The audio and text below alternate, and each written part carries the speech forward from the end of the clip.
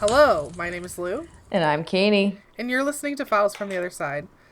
This week we're opening up the files on, Past lives. and including a tarot reading of Mm, our mm, past mm. lives. Yeah, I was gonna say, is it past life regression if we're trying to like I think so. tarot? I think so. Oh shit! He's eating my podcasting notebook. Do you see this? Oh, he says it's lunchtime. He says, I'm trying to I chomp on these ideas. He's like, I'm just gonna let it settle in the tummy and see how I feel. see how it feels. See how these Maybe, tarot spreads. Mama, maybe, Mama made her first tarot spread. I maybe he never. wants his own past life regression. Do you want? Do you want a He's past saying, life? Katie, pull my cards. Mm. Whoa, he's real going out. He loves that. Okay, we're too like he's so cute. I need to stop that though. Hey, you know you're not allowed up here. Evil. Dick. Devil child. Devil child. Okay, sorry guys. Cat things are happening. Past life, is it past life regression if we're not going under hypnosis? Like, was that something that you came across in your research? Because Ooh, actually, let's skip to that for a second. So when I looked at past life regression, like techniques, the Wikipedia page only provides that hypnosis is an option.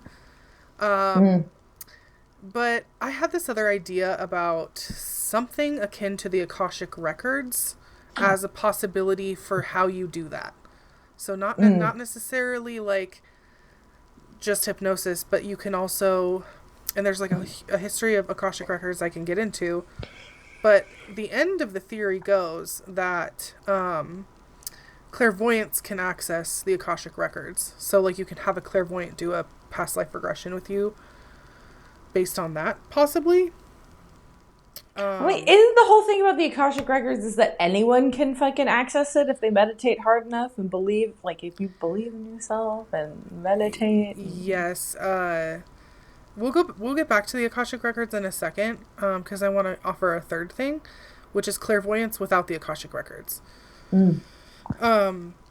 Asking someone who might be able to tap into energies you want to bring forth can also work as a technique. So I think like if a clairvoyant is good enough, they don't have to access anything. They can just like kind of bring forth the energy you're trying to get at in a reading. You can also give yourself a tarot reading or meditate, which is literally what you just said. I forgot I was going to try to meditate before this, but it's fine. I did, and it was actually really great. I meditated this morning. Wow. I snacked. I was so tired. I was like falling asleep on the bus tired, so I snacked. Yeah. Instead of meditating. I did a very full moon in Aquarius meditation for about 10 minutes, and it felt so good. Like, it was like alien how good it felt. Like, sometimes I'm like, I forget that, like, my body is allowed to feel good. Yeah. Just as a disabled person, it's so hard to feel that way sometimes. Yeah. It's actually, you're supposed to feel good. I feel like I might argue that the baseline is you're supposed to feel good. Yeah, and I feel like my baseline is I ignore a lot of the feelings until it's just super painful. Yeah. And so I've been getting into habit. Meditation is a good practice for like getting back into the body, in terms of tapping into your feelings. There's other ways to get into your body, like exercising and going outside and stuff like that. But at least feeling the feelings and sitting there with your body is a good start. Yeah. I mean, embodiment, like, I mean, literally Dancing. inhabiting your own. Dancing's a great one. Dancing and yoga and Yeah. meditation are probably the best ones. Getting back to the clairvoyance thing, though, because on some level, okay, you can give yourself a tarot reading or you can ask somebody to, like, tap into that energy. But, like, your belief will kind of follow reincarnation as a concept, or at least the energy is the idea that energy is neither created nor destroyed, and that applies, and how that applies to consciousness. So, like, you need to ask yourself why you're asking for this information. I think that's an important step in past life regression, because I think a lot of people just take off with the idea according to all this theosophy and Buddhism and hypnosis stuff, and they're like, it'll fix me, and it's like, but were you prepared to meet the shadow of all that stuff? Because you can't even face your own shadow half the time. So that's just my opinion, but also I'm a good, like, clairvoyant, clairaudient, clairsentient. Clarination, I think, is when you can have a psychic nose. I don't really have a psychic nose because I smoke. Anyways, Yeah, that would preclude you. I feel it's okay. like, I don't have to be good at all of them.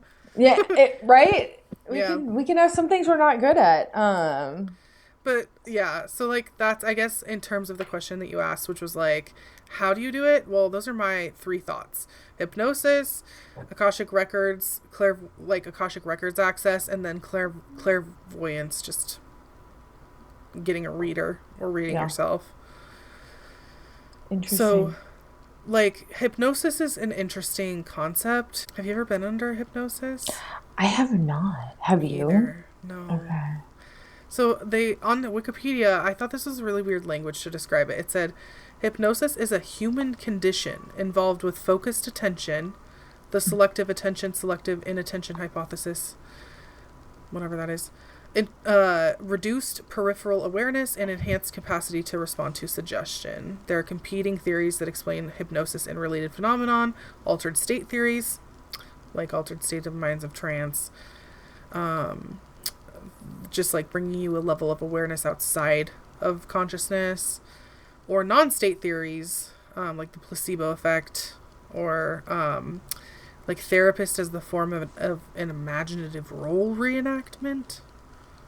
It's like an What? interesting, yeah, it's like when you go to see someone and you kind of just like let the role happen, like you know you're being like hypnotized and you're just like, Hmm. I'm gonna buy into that. I think if you're going to see a hypnotist, that there is a certain amount of you that's already willing and ready to buy into. Yeah. By it's a rare.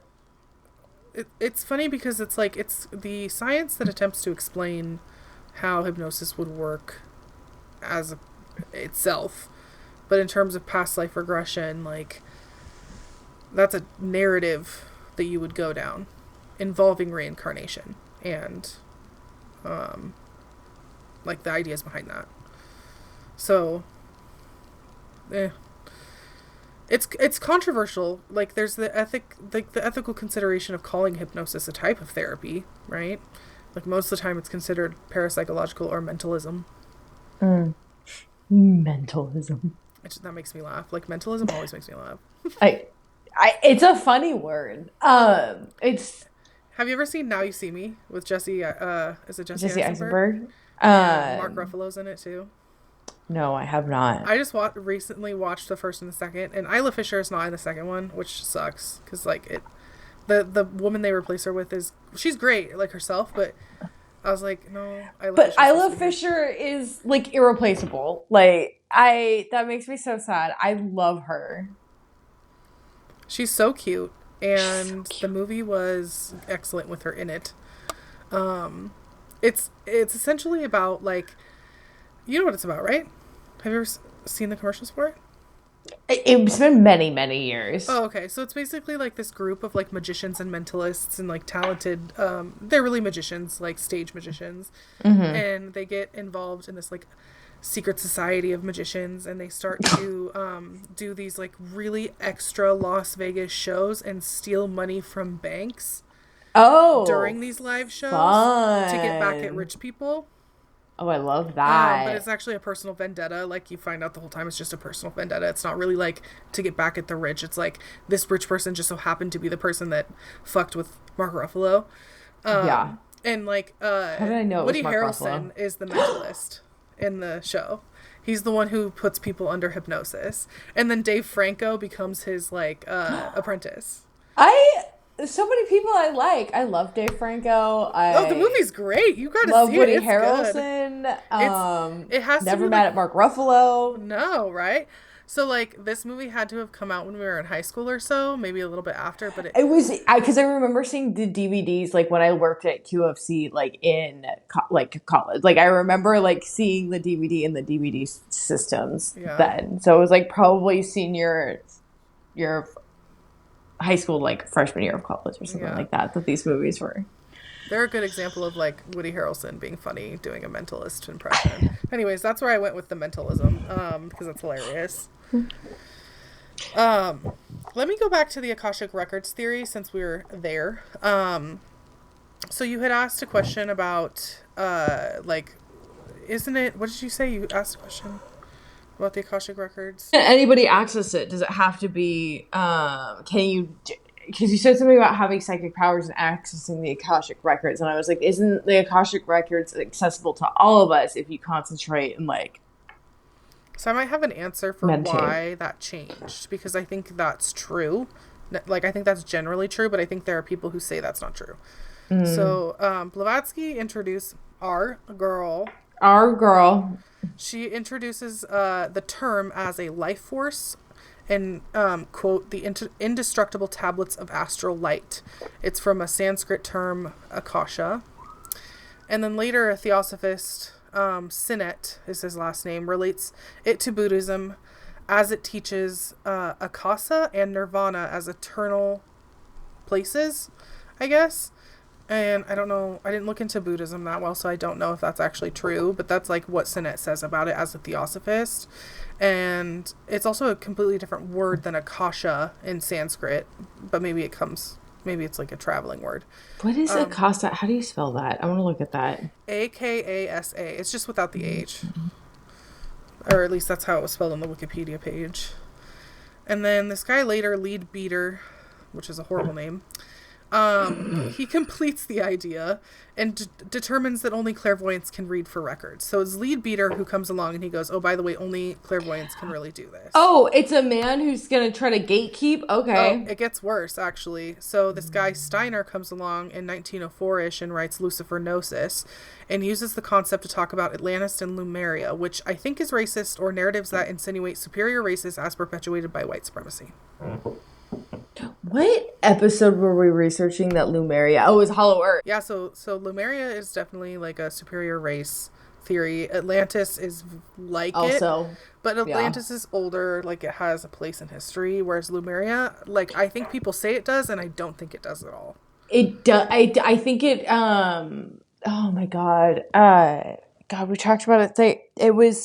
It was a haunted object podcast episode where they talk like where they're in the Sierra Mountains. That was what that originates from, like the 1800s or something like that. And Atlantis, Socrates obviously made up Atlantis as a thought experiment. Yeah, as an allegory, like literally.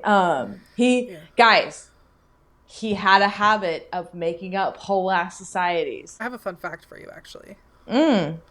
Musician Prince used references to the Akashic Records as a storytelling device through his album The Rainbow Children, particularly in reference to the history of slavery in the United States.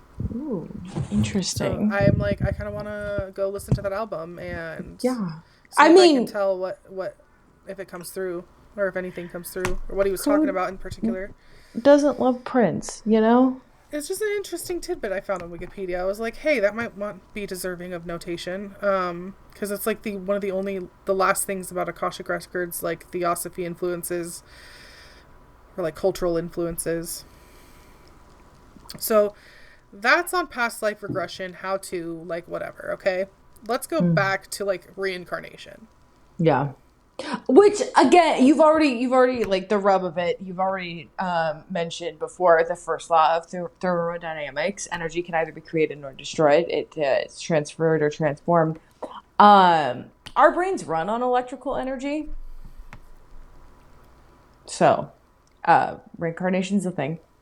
Yeah, whether it's ethicized or not, because like, you know, Buddhism and Hinduism are going to say that you get certain problems or placements in life and incarnations based on your hey, he's still trying to eat it. Get off the table. You know you're not allowed up here. And now my cats are going crazy. He's never gone this crazy before during an episode. Fiona, no. I'm about to lock you in the room, young man. It's the full moon. Jesus Christ. Remember when it started very cute at the beginning before you started recording? And now it's turned into a nightmare? Well, what were you saying? Because we got off track.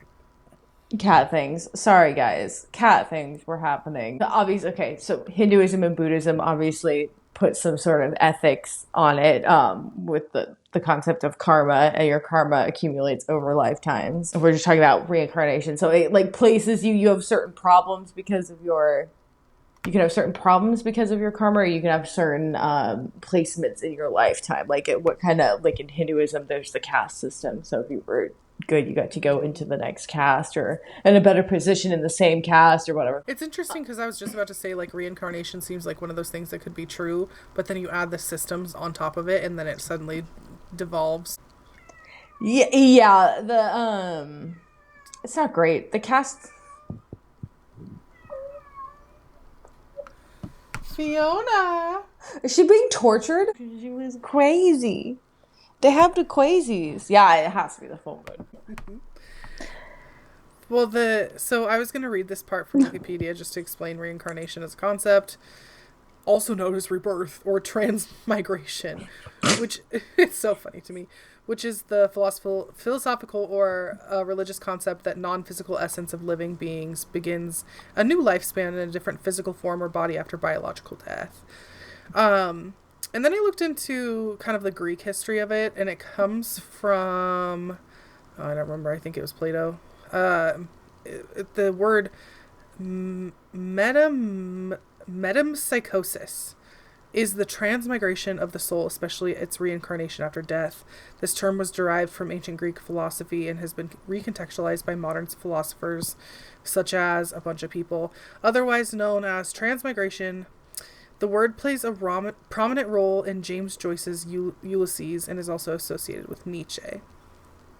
Which I just thought were two things to, like, culturally bring up, like, from ancient Greek to then going to Ulysses to then going to Nietzsche or whatever. Just, like, this idea continues, rolls about, over tongues, over cultures. So, that's kind of what we're talking about when we're talking about past lives being a thing we could access. There's some really fun stories also about past lives being things that are like, especially when we're children and we're before we've like been imprinted upon by our society when we're still like impressionable. I don't know. I think kids are like somehow closer to the like. Again, I think it's because they haven't learned everything from society, so they're like, um, they still have it. Like there's this girl in India, Shanti Devi. Look it up. It's great. So Supernatural does a podcast episode about it. That's how I know about her. But she like could for like several years actually. It was so she was about 8 or 9. She could remember her past life and like she was like 4 years old. Like, where's my husband? And everyone was like, what are you talking about? You're 4. You do not have a husband. She was like, I died giving birth to my son. Like, and they actually took her back to the town where she was supposedly from, and she was like, this blah blah blah, like this house is painted a different color. It was yellow when I lived here, and then crazy shit like that. And it was like, yeah, they contacted previous owners, like that house was yellow, and the fucking They learn the whole story, and it's true. she could like I think that there was like 42 things that they fact checked her on that were all correct. Like that's crazy. It's nuts. So you want to hear something cool that I found on the internet? Always. To this? Okay, so it's a study called Children Who Claim to Remember Previous Lives, Past, Present, and Future Research out of the University of Virginia by Jim B. Tucker in 2007. Okay, I'm going to read a snippet from the study. To summarize this phenomenon, children's reported past lives memories occur worldwide, and 2,500 cases have now been studied. Some of the children come from areas with a cultural belief in reincarnation, but some do not. In many cases, the child's statements have been verified to be accurate for one particular deceased individual. A number of these children also have had birthmarks or birth defects that match wounds on the body of the deceased individual. In addition, many children show behavioral features that appear linked to their past life statements, such as emotional longing for a previous family or phobias related to the mode of death of the previous personality. Some have also appeared to recognize people or places from a previous life, and some of these recognitions have occurred under controlled conditions. Normal and paranormal explanations for the phenomenon warrant consideration. Interesting. The normal explanation that appears most likely for many of the cases is that faulty memories by children's family cause them to believe that their children knew more about a previous life than they actually did. Researchers have not investigated most of the cases until after previous personality has been identified. Thus, the possibility exists that after the children make a few general statements about having had a previous life, their parents find another family that has a lost family member, and once the two families exchange information, they come to think that the children demonstrated specific knowledge about previous life beforehand. That they in fact did not. So, that's just kind of like what it says, but at the end of the study basically just says there's like promises for future research and a database regarding the experiences of these children. And I think it's kind of led by this guy, Jim B. Tucker, out of the University of Virginia. Because when I looked him up, he seemed like kind of famous for it. And I was like, interesting. Like this is his thing that he studies, like how Russell Targ researches lasers. Yeah. You know? This is... He's known for ESP, yeah. Yeah. Lasers in ESP. Lasers in... So, what we decided to do today, Katie, what is it? Some tarot. Oh, I was just thinking about, you were talking about phobias and traumas from death. Is like one of the things that comes up, and I was like, that's why, because I was looking up, we're going to do some tarot. And I was looking into some tarot spreads that we could do, and a lot of them, I mean, there were some crazy ones that I found, but a few of them had, like, how the previous life died, and I was like, why is that relevant information? I don't want to know that. Thank you. I'm glad that you also feel the same way, but I'm glad that snippet answered why it is relevant information, because you could have phobias based on that trauma. But we're actually going to pull some tarot cards, and it's very special because I was thinking about what questions that we want answered, and I actually made up my very first tarot spread for this, so I've never done that before. Thank you I'm very proud of myself, very excited to do it. Let's see how it goes. Why don't you read us through the tarot spread? So, it's going to be 6 questions. It's going to be a 6-card draw. Okay. Like a pyramid. We're going to start from the bottom, 1, 2, 3, 4, 5, and then 6 at the top. And so, first question, pretty basic. That's why it's at the base of the pyramid. Who was I? What fulfilled me? What challenges did I face in this previous lifetime? What was the most important lesson that I learned in that life? 5, how can I apply this lesson to my current lifetime? And then 6, what is information that they want me to know now? All right. So what deck are you pulling from for me? I am pulling from the Gold Foil Tarot deck, which is the most, it's basically the Rider-Waite-Smith deck. Okay, yeah. So, who was Lou? I got Justice. Interesting. Some sort of judge, perhaps, or lawyer.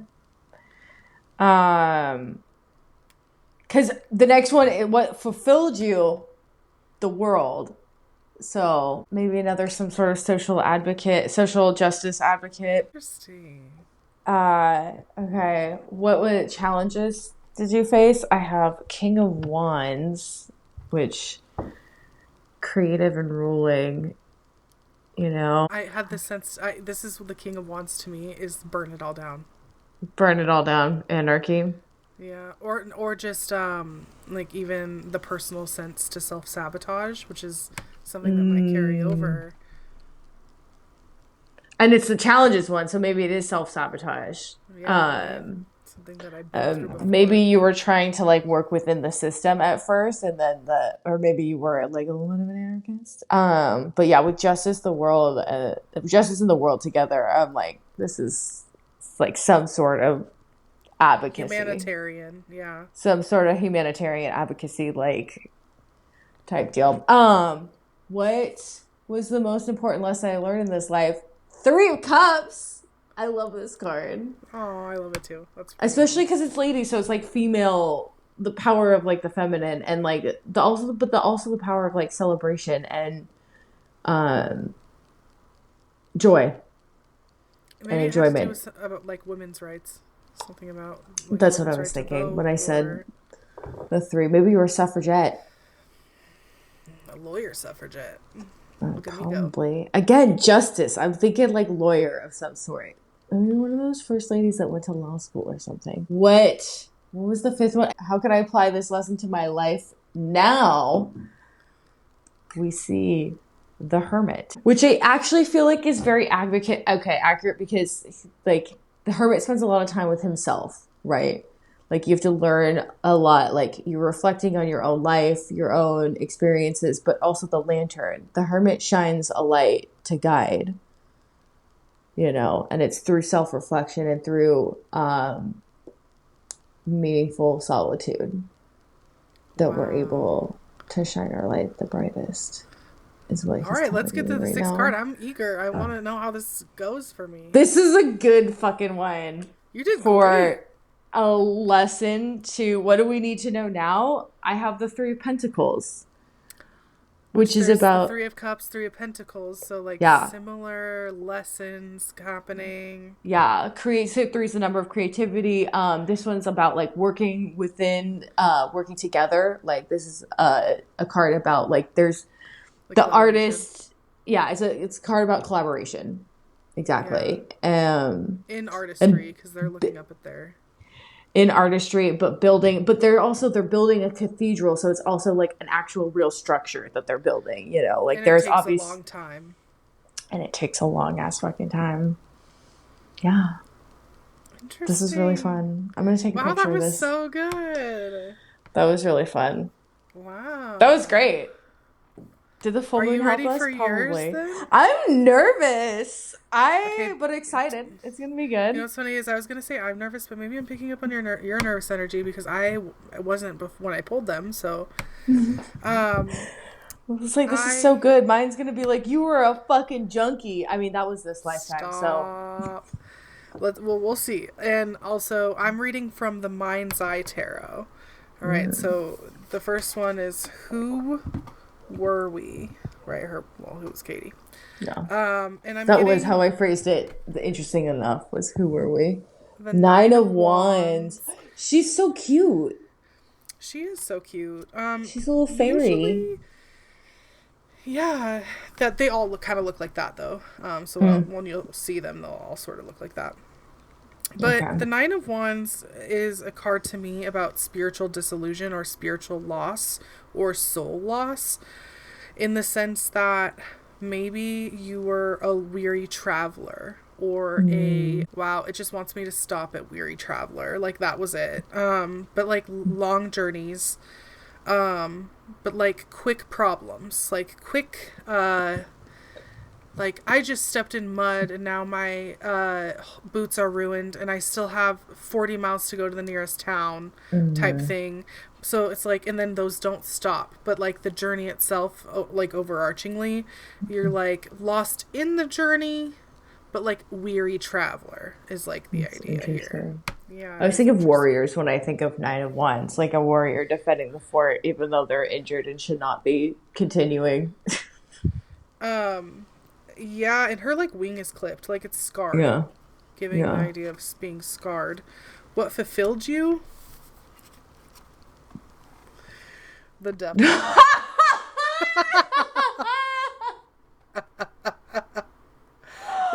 Oh man. Okay, I don't think I need to explain, but I will. No, So we just in case. probably drink. If we're going with the weary traveler, Yeah. I'm going with like Addiction. medieval times. So I'm thinking like this person always showed up at the tavern.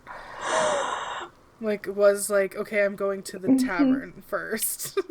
I'll In have case, lodging after I'm done drinking. yeah, no, literally. In case you guys didn't pick up on what card that Lou pulled to what fulfills me, it was the devil card, which everyone knows. That's why we laugh so hard.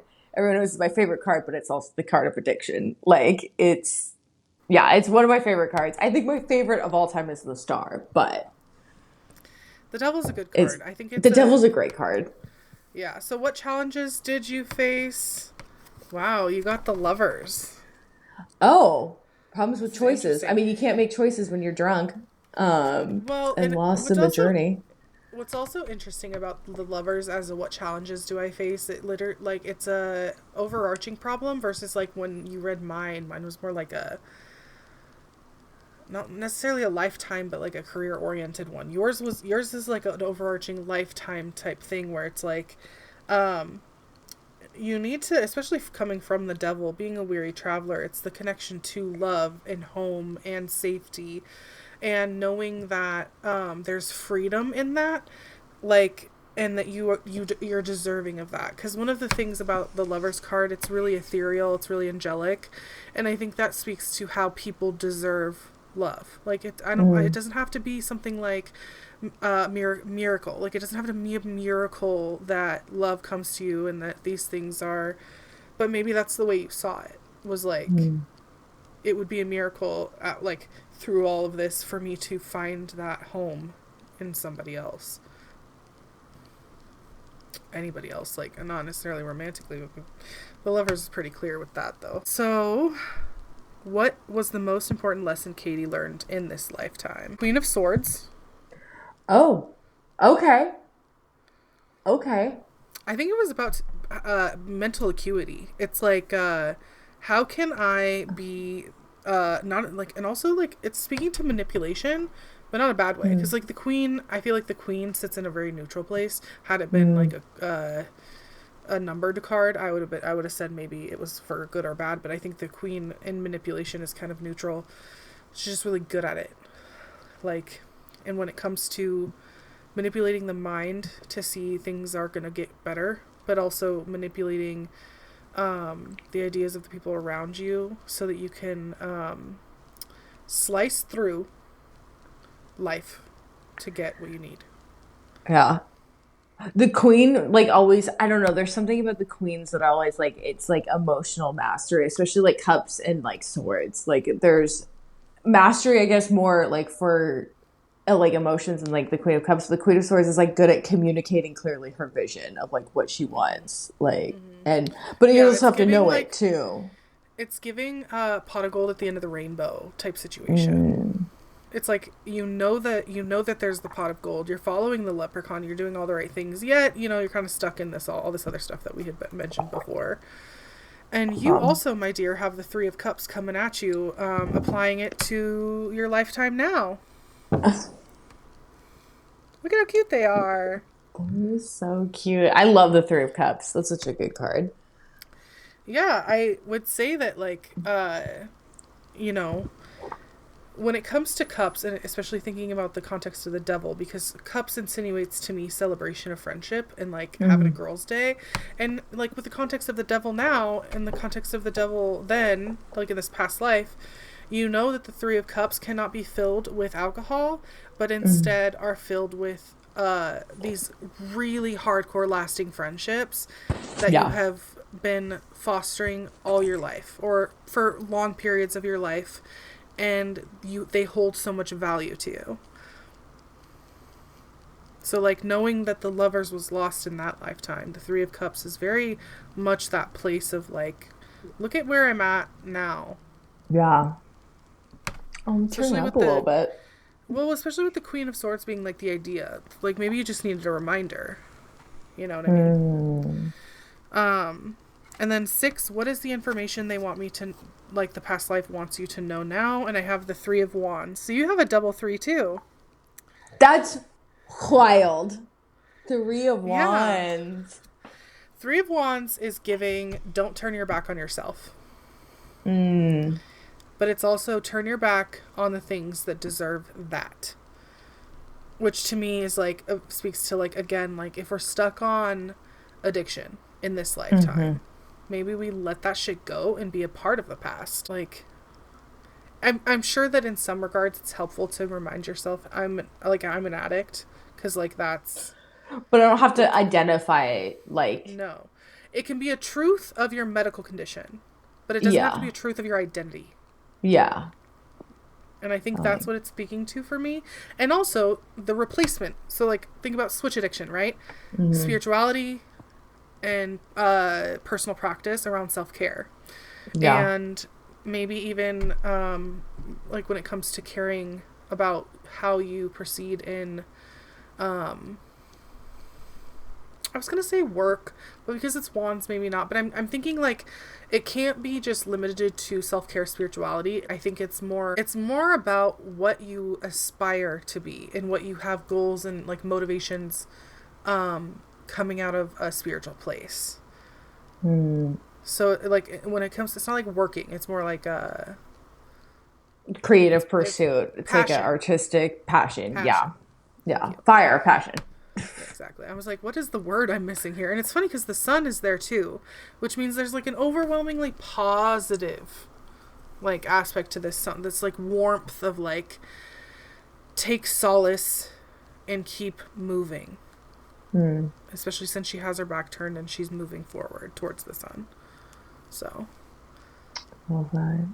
there we go. There was our past life readings. That was great. Interesting. Also, so proud of this draw. This like Same. spread, I mean. Well, Proud of yeah. both of our draws, but proud of the spread. I will say it occurred to me after you had stopped talking about the Three of Cups, but the Three of Cups, especially in its placement for me in this draw, I'm rereading "Quit Like a Woman" right now by Holly Whitaker, and I was just reading about the chapter where addiction is like a form of disconnection from like yourself and like from society, and like connection is the antidote essentially. So that was like that showed up in that reading that you just gave me. Well, it's interesting how both these readings really spoke to who we are now. So it's interesting Yeah. that our past lives, because what I'm getting from this, just based on my experience with this tarot reading, because I've never delved into past lives before. Me and you have, because me and you wanted to see if we've known each other in past lives. This was in Oregon, in Ashland, that we did this. Mm. Oh, I It forgot was the only about other time. that. Yeah, it was the only other time I'd even thought about it. But like, it's occurring to me now that like maybe the point of why you would do past life regression in maybe a more hypnotic way is just again follow Katie's questions and kind of see how you can make it apply to your life as if it's going to help you meet some of these shadows because what karma has like come back maybe needs a little bit of work, more action on your part. Like if you're interested in this kind of stuff. I have never been interested in like really delving into past lives because I have enough shit going on in this one. So I appreciate the hell out of learning that I might have been a suffragette lawyer. That's hella cool. But Fun. yeah, I Fun. hate to I hate to be like telling people like I guess I was like a lawyer, like I'm not gonna be running around being like that's a fact of my life. But it's I cool that it's a theme. Yeah. It's a theme that's showed up a couple. Yeah, I was getting lawyer. I don't know, justice lawyer, like or I mean, I guess judge too could be a, but Yeah. Well, it's because it's funny to me. It's like making me think like if like it could have been somebody historical. Like you could probably look into who was like even like on the Supreme Court, like when women got the right to vote, that'd be type of shit. interesting. But again, I won't insinuate that I was any of those people because I don't know. But I don't know. if I ever go into a past life regression and find out, I'll let you guys know I first here was on the gonna pod. say we also. I mean, we'll have to have hypnosis to figure out that. Yeah, I think it would Uh, be interesting to meditate on this too. You know, it's also interesting that I still love to travel so much. right? I was like, that was it was like funny because I was like, I feel bad for saying weary traveler, but that's what's coming through. But also traveler, traveler, traveler, traveler. Yeah, Never still. settling down. I mean, you're settled down. You're just you still have high spirits. I still want to see everything. I want to go everywhere. I want to do everything. It's interesting that I apparently have been like this for a couple lifetimes. Maybe there's some karmic stuff you still need to learn. That maybe Like, other than the addiction stuff, but maybe there's something else. Or Everything. not. Like, regarding the traveling, I just mean. Like, Yeah. That's why I was like everything. Like just like everything. like maybe you need Travels. to go everywhere, Just and then maybe your I need soul to will go be at rest. everywhere. And that's when I finally reach. You have to be everyone on Earth at all times. Everyone, everywhere, all at once. If that movie wasn't so emotionally draining, I'd probably watch that. Dude, I couldn't get through the latter half of the movie. I know I probably am like the 1% saying that, but like I couldn't get through it. It's Oh man! I wish I But the could have. second that Wayman says his piece, like he's like doing his whole little speech about how kindness and optimism is how he fights, and oh my god, I'm already tearing up just thinking about it. But I'm a puddle for the rest of the movie. After Wayman says his piece, I am just the whole and that's like 40 I'll have minutes to away watch it from the again. end too. It's great. It is emotionally draining. It is my new movie for like when I need some catharsis about my dad. Like Interesting. because it's about an estranged parental relationship. Like Yeah. it's delightful, so much fun, an incredibly crafted movie, but it's a lot to take in. Yeah. But Now You See Me is not. So you have 2 movies you can look up, audience, if you're interested in having fun with this episode. Oh, engage with us more. Thank you for listening to this episode of Files from the Other Side. You can find us on Instagram at Files from the Other Side. Share this podcast if you like it, and don't forget to subscribe. And we'll see you on the other side.